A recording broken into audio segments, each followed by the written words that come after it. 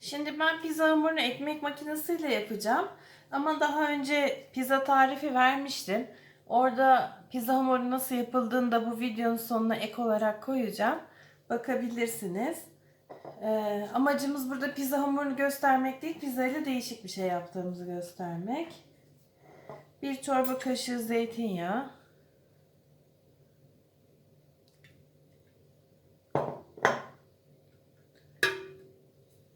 240 mililitre su ve bunları bu sırayla eklemeniz gerekiyor. Aklınızda olsun.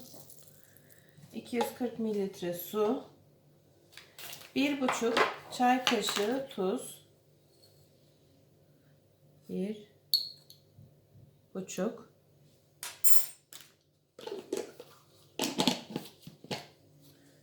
480 gram un,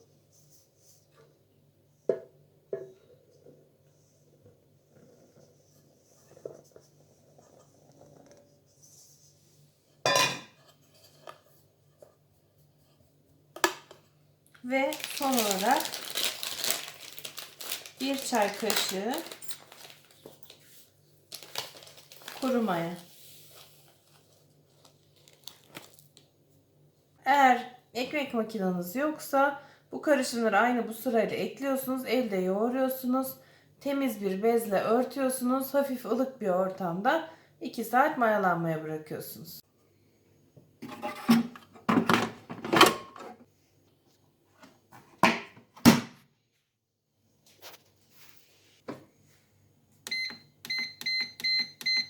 Benim makinamda pizza program 11. program.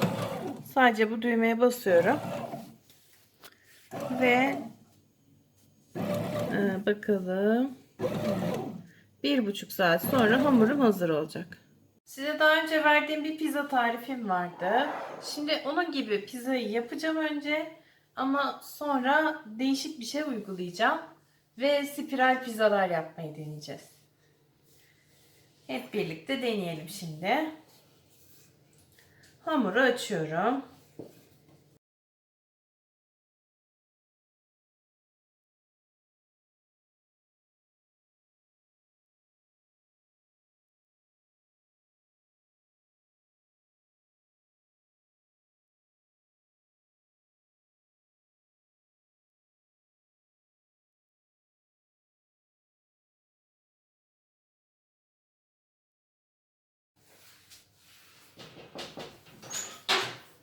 Dağhancık geldi. Evet, ben geldim.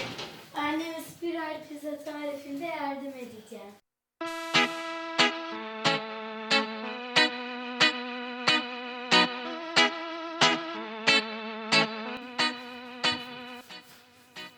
Ben de yoğurabilir miyim?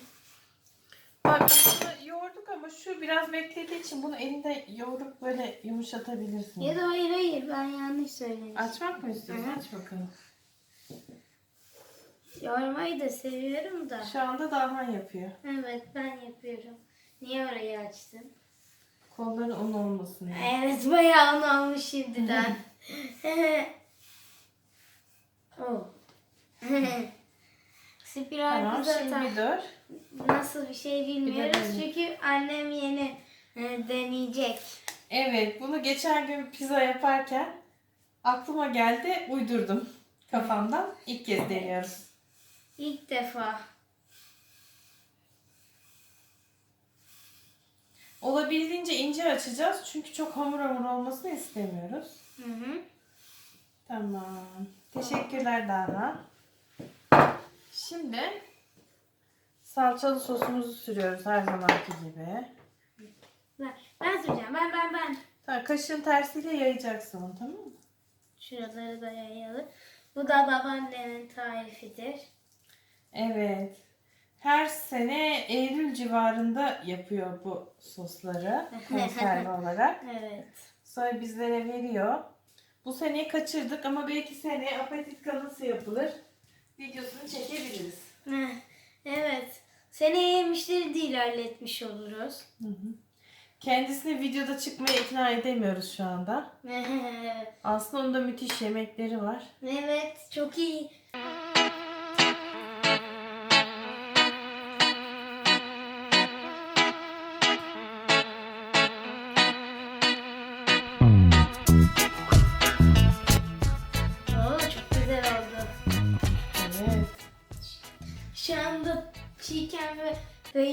acıkken bile yiyebilirim. Şimdi yine her Ben zamanki gibi dökeceğim. eşit bir miktarda dağıt daha önce. Kaşarımızı.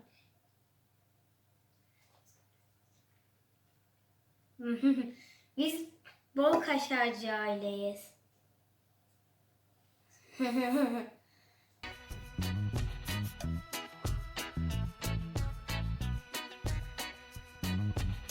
O marka. Hı hı. Az daha koyalım. Çünkü Cimrilikten. bazı yerlerine hiç koy. Evet, ikincisi için biraz daha rendeleriz o zaman. Şuraya da döktük. Evet. Çok güzel oldu. Evet, eline sağlık. Şöyle. Pizza yapmak eğlenceli. Yemek de eğlenceli değil mi Damla? Evet. Şimdi bunu hafif merdaneyle üstünden geçeceğim. Bastırıyorum. Çünkü bu defa bunların hamura yapışık olmasına ihtiyacımız var. Heh. Normalde bastırmıyordum biliyorsunuz. Sucukları da bu sefer dairesel değil, daha minik küpler halinde doğradım. Ve Ben koyacağım. Onlar ne bunları da sucuklar mı? eşit miktarda. Ver. Ama şöyle tek sıra dizer misin? Her rulanın içine denk gelmesi için. Normal pizza gibi dağıtmıyoruz bunda. Evet. Yoksa ruloların hepsinde şey olmaz. Kiminde çok sucuk olup kiminde az olması istemiyorum. Evet.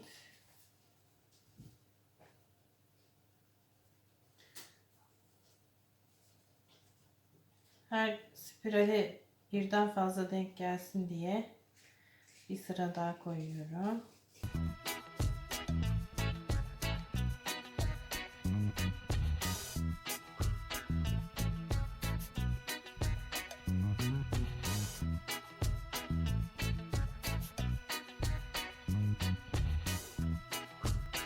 Bunları da biraz üstten bastırdım. Şimdi spirali yapmaya başlıyorum.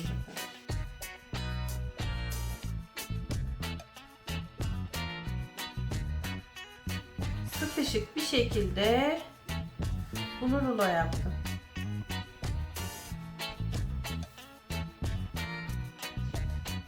Şimdi bunu birazcık buzdolabında dinlendireceğim ki kolay dilimleyebileyim diye.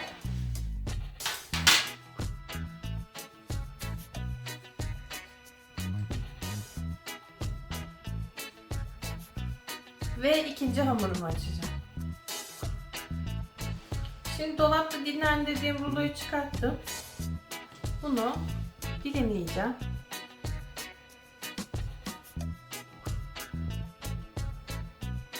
Riske girmemek için ekmek bıçağı aldım. Ezmeden kesebilmek için. Şu şekilde spiralleri alıp tepsime koyacağım.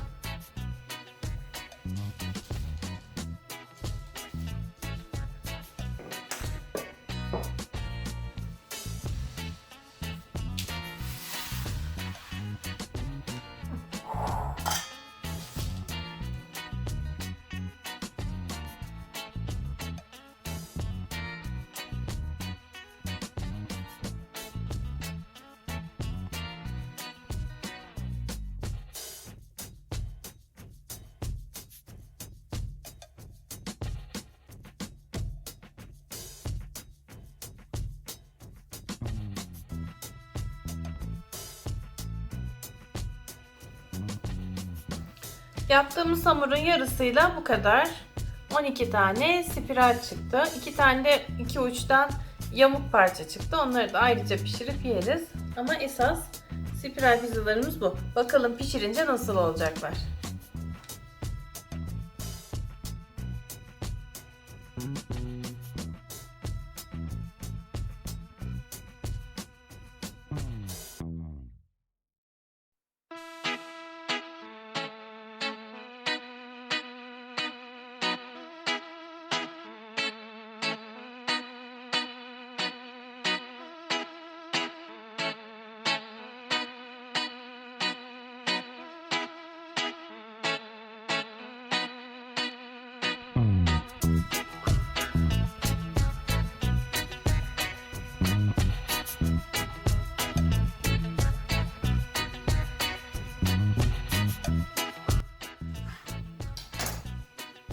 kenarından çıkan bozuk parça.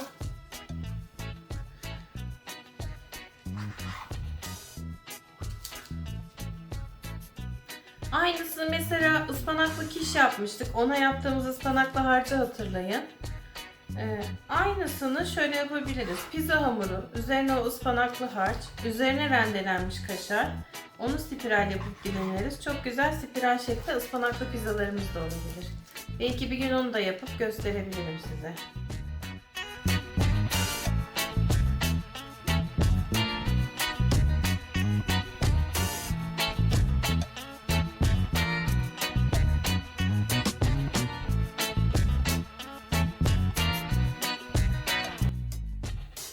İkinci tepsim de hazır.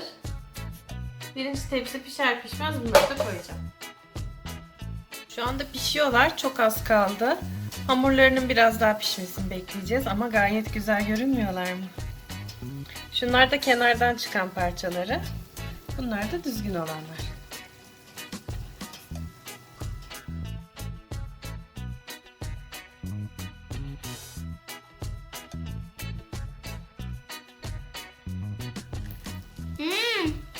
Aynı pizza ama minik ve spiral hali.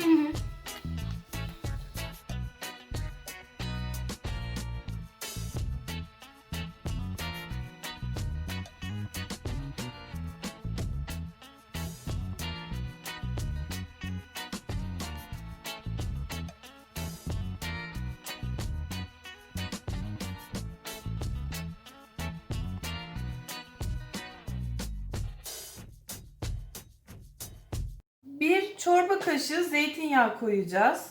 240 mililitre su koyacağız. 1,5 çay kaşığı tuz, 480 gram un ve 1 çay kaşığı maya. Malzemeleri saydığım sırayla ekleyeceğiz. Yani önce zeytinyağı, sonra su, üzerine tuz, onun üzerine un, onun da üzerine maya şeklinde koyacağız. Ve daha sonra da yoğurmaya başlayacağız. Ekmek makineniz varsa bu sırayla makinenin haznesine koyuyorsunuz. Makine kendisi yoğuruyor, hamuru dinlendiriyor ve açmaya hazır hale getiriyor. Onun belli bir süresi var. Şimdi ben ekmek makinesiz olarak yapmayı göstereceğim.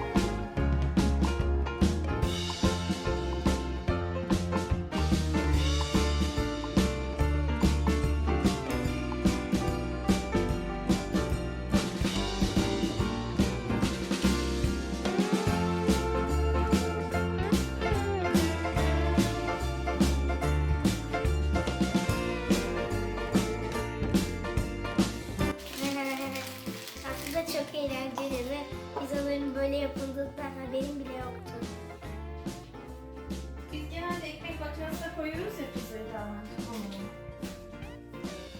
Ama şimdi herkes ekmek makinesi yoktur diye elle yoğurmayı gösteriyor. Bazen ben de yazlıkta elle yoğurup yapıyorum. O da güzel yapıyor. O da güzel oluyor. Bakayım bir. Şimdiden kıvamı gelmiş gibi baksana anne.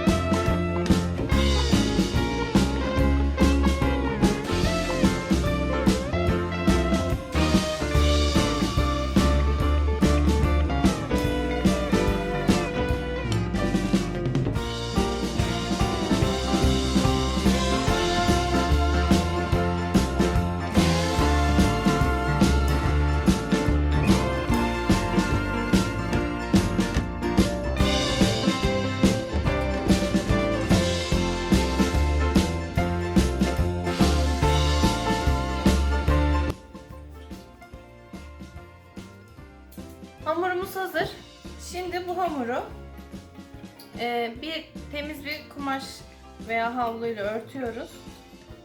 Ve mayalanması için hafif sıcak bir ortama bırakıyoruz. Yaz ise zaten mutfak tezgahınıza bırakmanız yeterli.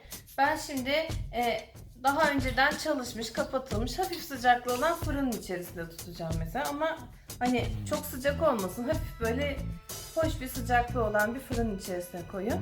Daha güzel mayalanmasını sağlayacak. Yaklaşık yarım saat beklettikten sonra hamuru açıp hazırlamaya başlayabiliriz.